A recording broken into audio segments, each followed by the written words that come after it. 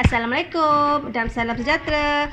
Bertemu kita dalam mata pelajaran Kemahiran Hidup Asas KSSRPK tahun 5. Okey, hari ini tajuk dia iaitu penyimpanan bahan asas masakan. Jom kita tengok apa dia. Okey, dalam topik kali ini awak akan belajar dua benda, iaitu satu, bahan masakan. Okey, bahan masakan. Yang kedua, bekas penyimpanan. Okey, jom kita tengok satu persatu. Okey, bahan masakan. Apa dia bahan masakan? Okey, bahan masakan, bahan yang digunakan untuk memasak. Contohnya daging, ayam, ikan, sayur, lagi bawang, garam, gula. Itu dinamanya bahan masakan. Kalau tak ada bahan masakan, macam mana nak jadi makanan? Nak makan apa? Kan? Okey, kita pergi pula yang kedua, iaitu bekas penyimpanan. Apa itu bekas penyimpanan? Okey, bahan masakan yang tadi, yang kita belajar tadi, garam, gula, bawang, sayur, semua tu, kita nak simpan kat mana? Takkan kita ambil semua sumbat dalam almari. Ambil tu semua sumbat dalam peti. So, kita kena simpan dia elok-elok supaya dia kekal segar. Tak cepat busuk, tak cepat buruk, tak cepat layu. Nak simpan kat mana? Nak simpannya dalam bekas penyimpanan ni lah. Okey, dalam gambar tu, awak boleh tengok ada balang kaca, ada balang plastik, ada bekas plastik kan? Ada bakul, ada plastik yang ada ketip-ketip tu, yang berzip tu. Okey, jom kita pergi lagi. Okey, bekas penyimpanan. Okey, bekas penyimpanan ni kita nak simpan bahan masakan kita tadi. Okey, kita tengok. Kita pergi kepada pertama, balang plastik. Okey, balang plastik ni selalunya dia besar dan dia tinggi. Dia besar dan tinggi. Okey, awak boleh tengok dalam slide yang cikgu bagi ni. Okey, selalu kita isi apa dalam balang ni? Isi apa dalam balang ni? Okey, macam-macam boleh isi. Kalau ada setengah orang kan, dia tak suka buka tepung. Sebab katakan dia beli banyak tepung, dia tak buka. Ada yang simpan dalam balang ni.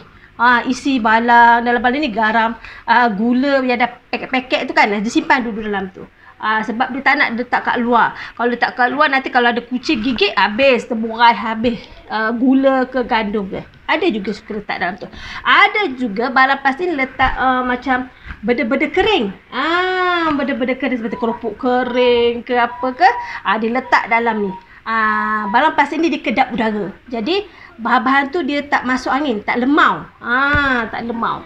Okey, seterusnya kita pergi balang kaca. Okey, balang kaca ni pun, yang dalam gambar ni pun dia kedap udara. Selalunya kalau kita nak isi dalam balang kaca ni macam-macam. Ada orang suka letak cornflakes, ada orang suka letak spaghetti, makaroni yang belum masak lagi lah. Dia letak dalam ni. Dan tengok dia ada boleh tekap. Ada yang jadi macam tutup tu kan. Dia ada getah kat tepi dia tu. Jadi udara tak masuk. So makanan tu tak jadi lemau. Okey, kita pergi pula kepada bekas penyimpanan, iaitu plastik berzip. Okey, plastik berzip adalah plastik yang dia boleh ketip-ketipkan dia. Kita boleh tutup dia supaya udara tak masuk dan boleh melemahkan bahan masakan kita tadi. Okey, contoh makanan, bahan masakan yang kita boleh masukkan dalam plastik ni macam kacang dal, kacang tanah kan. Kita boleh masukkan. Ada setengah orang letak sayur dalam plastik ni. Okey, plastik ni ada pelbagai saiz, ada besar dan ada kecil dan ada sederhana. Dia ada pelbagai saiz. Okey, kita pergi pula kepada bekas plastik. Okey, ini adalah contoh bekas plastik. Ini yang ada kat rumah cikgu. Ada setengah tu ada bekas plastik yang petak, yang lutsina pun dia juga dipanggilkan bekas plastik. Bekas plastik ni selalunya dia ada penutup, di mana bila kita tutup, udara tak adalah masuk dalam kita punya bekas. Okey, apa bahan yang boleh kita masukkan dalam bekas plastik ni? Okey, bahan masakan apa? Okey, ada orang letak dalam ni jenis biskut-biskut, jenis benda-benda kering. Okey. Ada juga jenis letak dalam bekas plastik ni jenis kekacang pun ada juga. Okey.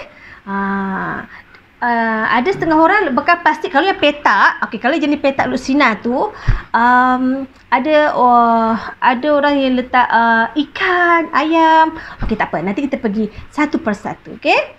Okey, kita pergi pada bakul. Okey. Ini bakul ni selalunya kita letak bawang, benda-benda kering lah. Bawang besar, bawang merah, bawang putih. Okey, cili kering. Itu kita letak dalam bakul. Kita pergi pula kepada bahan masakan. Okey, bahan masakan pula ada dua, iaitu bahan masakan kering dan bahan masakan basah. Okey, kita pergi satu persatu ya, bahan masakan, iaitu kita pergi kepada ni ikan, ayam, daging, itu adalah bahan masakan. Ini adalah kategori basah ya. Kita pergi pula seterusnya. Rempah ratus, bijirin. Ini bahan masakan kering. Okey, sayur-sayuran, gula, bawang. Ini adalah bahan masakan. Okey. Jom bersama cikgu kita pilih bekas penyimpanan bahan masakan yang betul. Okey, kita nak letak bahan masakan ni, nak masuk kat bekas penyimpanan yang mana? Jom. Okey, awak boleh tengok dalam slide yang cikgu sertakan. Okey, sayur-sayuran. Okey, bekas penyimpanan dia apa dia? Okey, tu dalam bekas plastik dan juga plastik berzip. Ini adalah tempat penyimpanan dia. Okey, bawang nak letak kat mana? Kita letak dalam bakul. Okey, ini contoh ya. Kita teruskan lagi. Balang kaca. Nak letak apa? Letak gula. Ada orang letak gula dalam tu. Spaghetti yang belum masak tu, yang keras lagi tu kan. Masuk dalam tu. Okey, kekacang. Jenis kekacang pula. Letak dalam apa tu? Tengok dalam tu. Dia letak dalam plastik yang berzip tadi. Okey. Maka sekianlah dulu sesi pembelajaran kita pada kali ini, iaitu mengenai apa tadi kita belajar? Okey, mengenai penyimpanan bahan asas makanan. Maknanya kita belajar mengenai kat mana bahan masakan makanan ni nak simpan dekat bekas penyimpanan yang mana. Okey. Sehingga kita berjumpa lagi di sesi pembelajaran seterusnya. Okey, bye.